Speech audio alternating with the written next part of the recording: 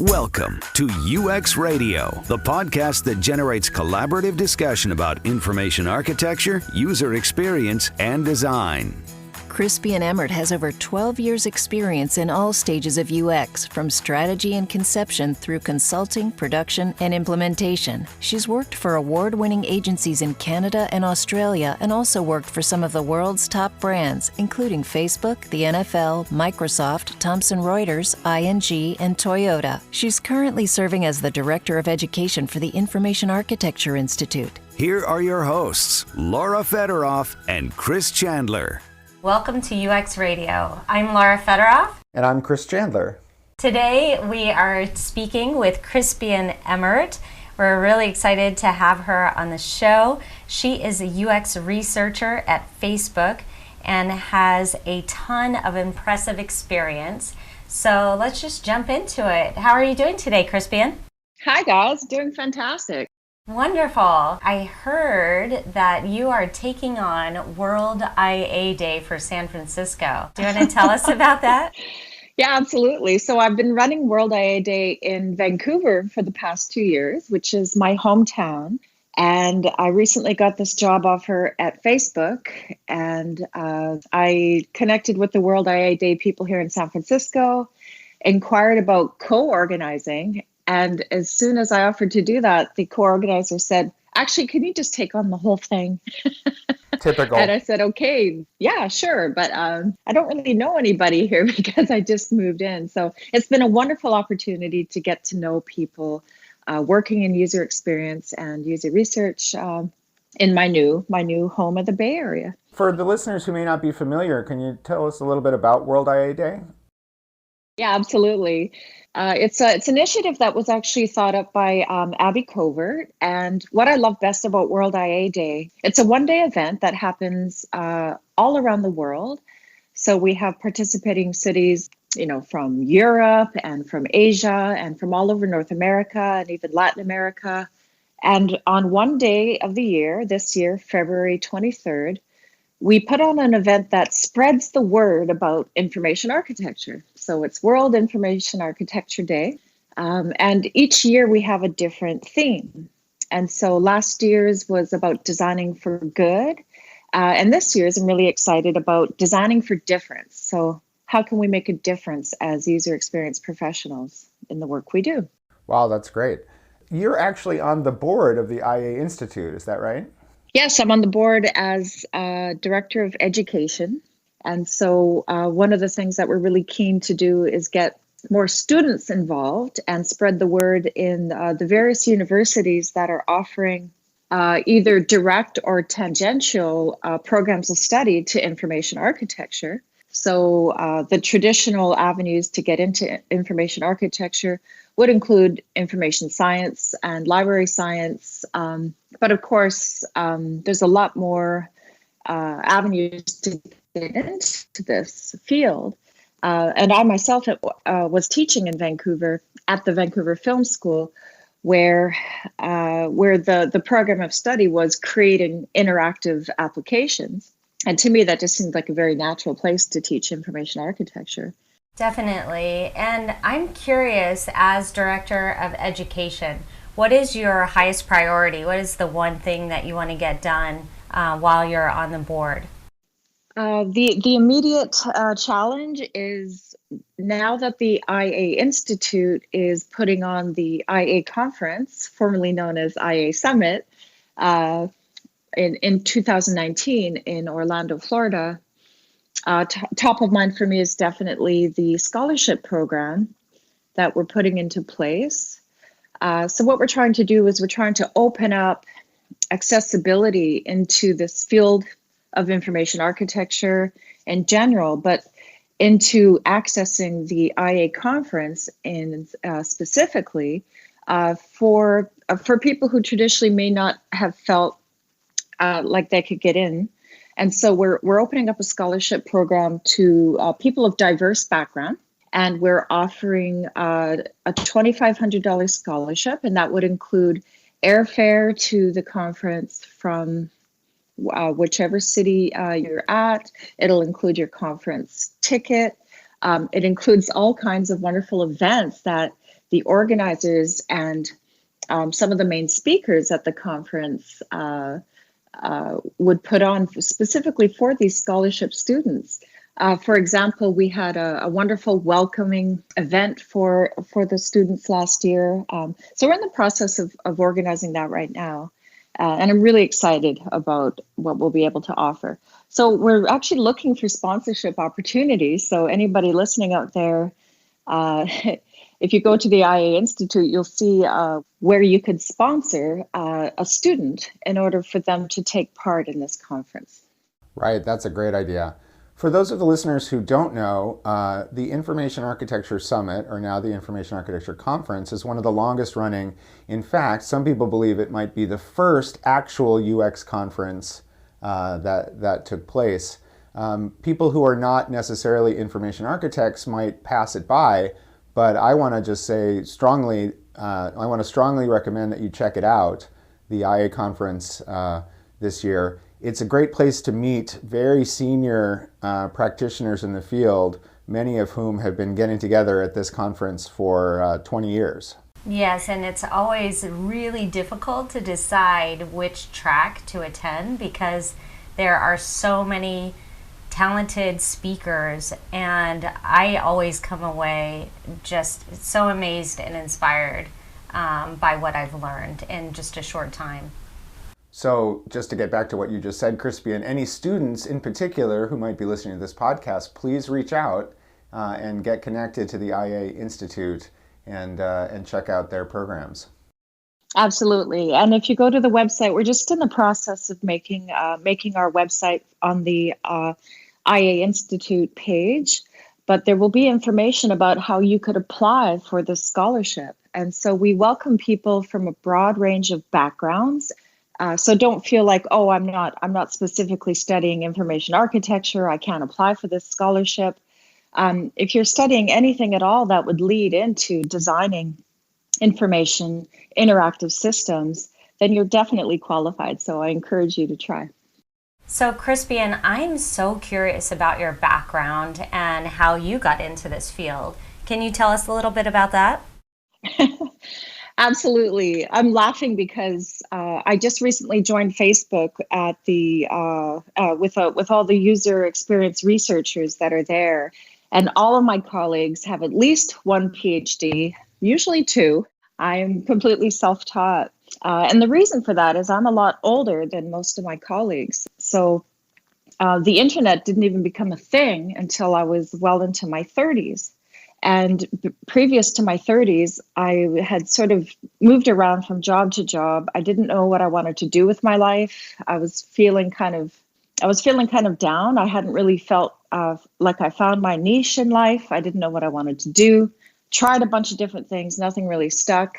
And then the internet was a thing. And as soon as I became aware of the internet, I was reading about it in science magazines. I knew that was exactly what I wanted to do with my life. And I've never looked back. Ever since that day, I'm completely self-taught. So I grabbed every book I could find back then about, designing for the World Wide Web and multimedia. I started hand coding web pages back in the 90s. So hand coding HTML. I love getting together with other really senior people because we can reminisce about things like the single pixel GIF trick that we would have to use in order to place images. We would have to do all of our formatting within tables. The content and the formatting back then was so enmeshed, you couldn't separate them. There was no such thing as CSS back then. And so we had to resort to all kinds of tricks. It was really the Wild West back then. Well, now I know what we can talk about the next time we see each other in person, Krispian. I love the single pixel GIF trick. So you know it too? I do. David Siegel, Yeah. I believe, was his name, who invented that, the designer who invented that. Well, bless his heart, because otherwise it was so hard to get your images placed correctly. I know anyone who complains about CSS gets one of those, like, back in my day, talks from me. Oh, as soon as people complain about CSS, I tell people to get off my lawn.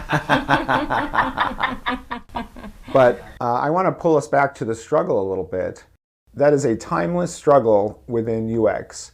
It's a conversation that's been going on, as you said, for well over a decade. And I'm kind of curious from your personal perspective, if you were giving advice to a UX researcher, what tactics have you found useful or effective in terms of justifying the need for research? Yeah, absolutely. I love giving talks on this subject. And so my biggest advice is that quite often when you're getting started in the industry, it's really easy to become frustrated. And it's really easy to start having kind of an adversarial conversation with stakeholders.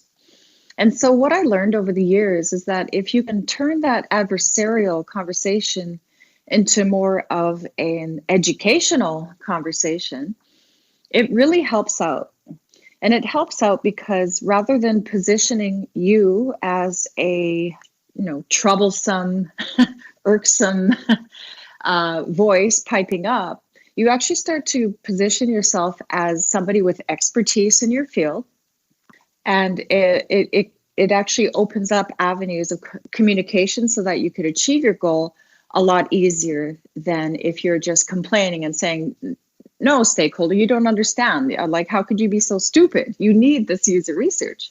So as you could tell, that probably doesn't work as well. As a matter of fact, I've been working in this field for a long time, or if you're just starting off, you could say, as a matter of fact, I've been getting a lot, the trends in education and the trends in user experience are really strongly pushing towards doing this type of research, and using it as an educational opportunity has really worked out well.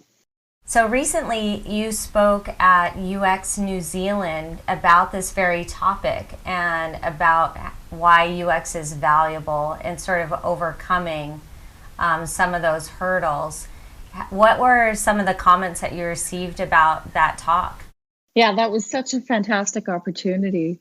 And it came out of the blue, really. So I was just, sitting in my apartment in Vancouver, and an email comes in. And I believe the subject of the email was, in all caps, an outrageous proposition. And I recognized who it's from because I'd been working with Optimal Workshop, whose products I think are really fantastic, especially the Optimal Sort for information architects. So I recognized some of the names from the email.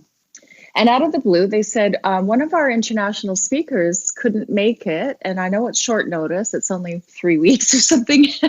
Do you want to come down to New Zealand and speak? And I'm like, heck, yes.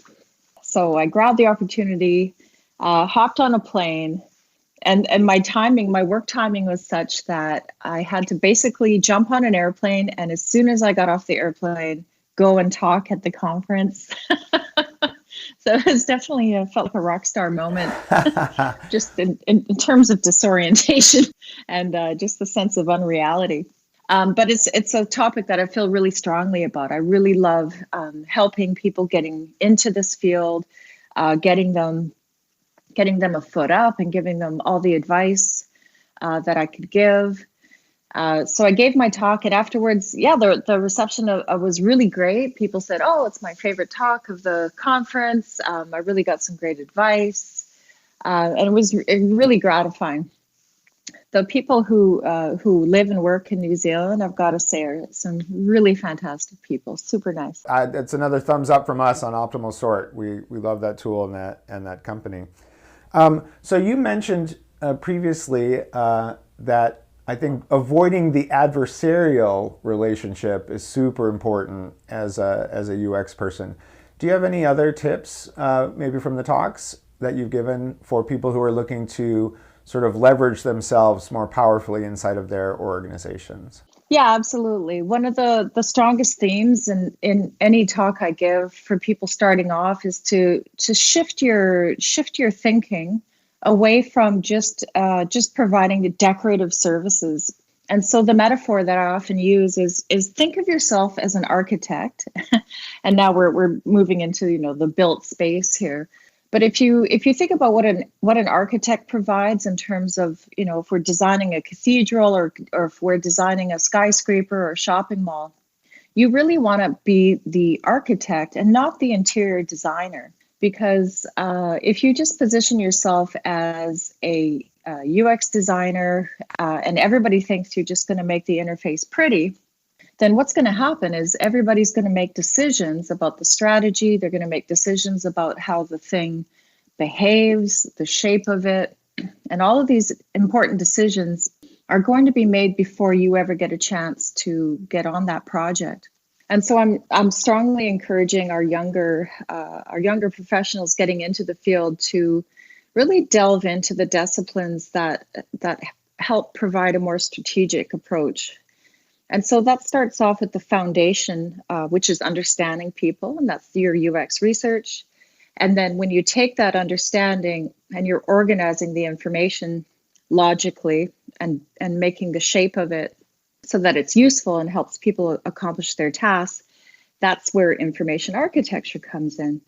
And then on top of that foundation, then we have the more structural and the more aesthetic considerations. But the thing is that the aesthetic considerations are so fun and they're so sexy and everybody loves them. So everybody focuses on that. And that's really where the fun of designing, a lot of our interactive applications are. But if you're not careful, then you're going to just be sort of pigeonholed and thought of as a purely decorative aesthetic kind of addition to the project. And that to me, it could signal a lot of danger because we don't want those strategic decisions to be made by people who don't understand the user's wants, goals, needs, or motivations. And we don't want the decisions to be made by people whose primary focus is the technical feasibility or the business viability, and they're not considering how the user would move through the space or what those users' goals or needs are. And so that's where I encourage people to focus their energies. I wonder, what is a specific example you might have in your experience where you changed that mindset and your own behavior and you really saw that breakthrough with stakeholders? Can you talk to us a little bit about that? Yeah, absolutely. So I took a job down in Australia, in Sydney, Australia. Australia's biggest user experience consulting firm hired me down in 2008, and I stayed there till 2010. And when I was down there, I learned a great deal about the kind of strategic user experience research, things like service design, things about cross-channel designing cohesive experiences, omni-channel design, a lot of really strategic stuff. And so my contract there ended, and I went back to my hometown of Vancouver, raring to go in that space. I was like, okay, I know so much about UX strategy. I'm going to change the world here. And then to my dismay, I realized that all the job opportunities in Vancouver didn't consider that kind of strategic side to user experience. So this is back in 2010, and things like service design were unknown there. Things like strategic user experience, user research were basically unknown. People were still focusing over in the usability end of things. And so I had to start from scratch, and I had to take on a job just as an interface designer to get my foot in the door at an organization. It was called the BC Lottery Corporation. And so they hired me for a 3-month contract just to design an interface. And so this is what I tell my junior professionals who are trying to get in here is, even if there isn't a specific job opportunity in the space where you want to work, especially in a more strategic realm, if you can get your foot in the door, there might be opportunity to affect some change. And so that's what I did. This 3-month contract, designing an interface, turned into 3 years. And at the end of the 3 years, I had convinced the organization of the need to go away from just focusing on the interface and the aesthetics of it, which is all that they had focused on previously. And we had moved away from that, and together we had turned them into a user-centered organization that was using exploratory research and understanding of the users to guide their strategic decisions. Now, the way I did that it wasn't easy and it wasn't quick, but you've got to start somewhere. And so what happens is, as a designer or user experience professional, you're often asked to present your designs. You're often asked to present your rationale. You get up in front of stakeholders and you say, okay, here's what I designed. And so if you're doing that without the benefit of any user research or the, the information that you're working with has not been architected properly, you can use that presentation to just sort of open their minds to the idea that there could be a better way. So you could say something like, well, in the absence of actually understanding how our users really work, I've taken a stab at this. I've looked at best practices, or I've looked at what others are doing, but always flagging, this is not ideal. If we actually had a rich understanding of our users and how they behave, I think these designs could be a lot stronger. So do you see how we can just introduce a little bit of education? We can introduce the idea of moving towards understanding the users without that adversarial conversation that we talked about earlier. So I had done that tons and tons of times at that organization. And every time I would present something, I'd say, if we really had some research. So not only doing that in the public venue where the stakeholders are attending, but some more advice about how to affect change within an organization that may not be super amenable to the more strategic user experience activities is you also need to do a lot of what's called hallway kind of... hallway testing? No, not only testing, but it's when you make friends with people and you're having these side conversations in the hallways. I remember I went to a talk where somebody said, yeah, you might affect a little bit of change at an organization at your presentation, but you're going to affect a lot more in the hallway as you walk up to that boardroom with the people that you're chatting with. So you see the difference? It's sort of when you go into the coffee room or you go into the kitchen or you're sitting with your colleagues outside of that formal presentation space is also an opportunity to do some education. So again, at that organization, I was always talking about the great work I had done in Australia and how we had gone out and studied people in the actual context of the behavior that we needed to design for, and always telling stories about how doing this great work had resulted in some fantastic products. And slowly, the team all around me got really excited about doing research. And then a couple months later, I got the budget and got the go-ahead to do my first research project there at an organization who had previously didn't even have a clue that was possible. To me, it's a really important lesson for people who are more at sort of a mid-level in their career, where you've mastered some of the basics of how to do deliverables, right? You've mastered some of the craft, but I think we've all had that experience of you've got a great insight, you've got a terrific point of view, something you believe in very strongly, and you still can't win the argument. That somebody else makes a decision that goes against something that you know to be true.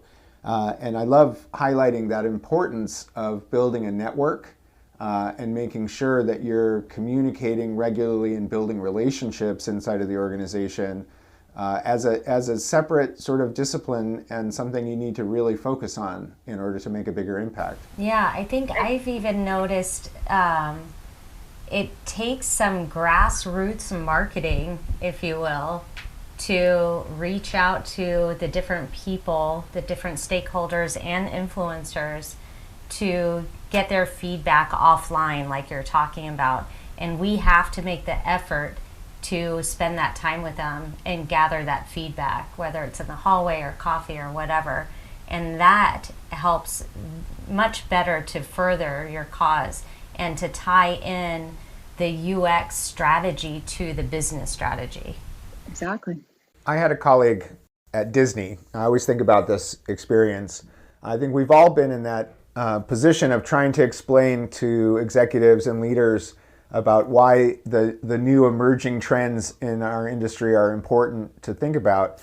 And I remember we had a manager of content strategy, and he was completely convinced of the sort of mobile revolution. This must have been 2010, 2009, so Disney was a little bit behind in terms of how they thought about it. And his approach was he created a presentation about responsive design, and he basically went and gave that presentation to anyone in the organization who would meet with him. So individuals, teams, managers, executives, and he did a roadshow with that presentation for about 6 months. He probably talked to 30 people in the org. And what ended up happening was eventually somebody brought up the idea of doing responsive design as if it was their own idea. And so it was sort of this inception project that he'd done to just educate his fellow employees. Exactly. And that's what I ended up doing at that organization is I would put on lunch and learns about how to do professional UX, or how to design great experiences. And I would put on lunch and learns, and my first couple lunch and learns were attended only by tumbleweeds rolling by. But I persevered and I kept putting them on.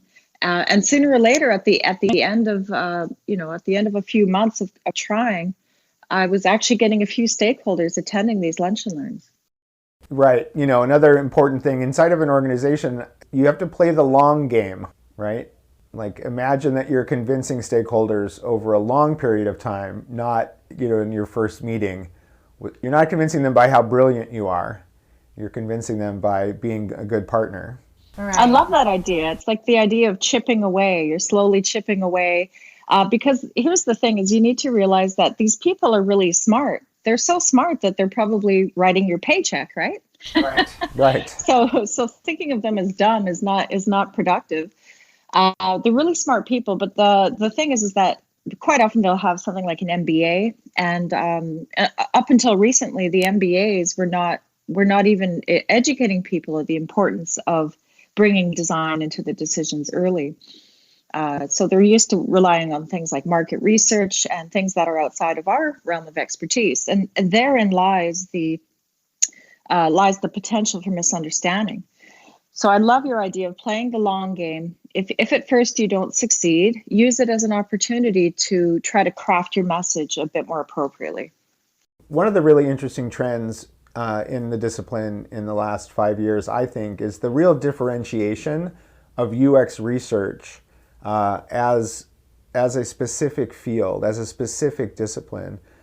My personal thought is there's so much debate, so much angst. One of the conversations we have all the time is the UI UX division, right? And so you sort of framed up earlier the difference between being a decorator versus being an architect.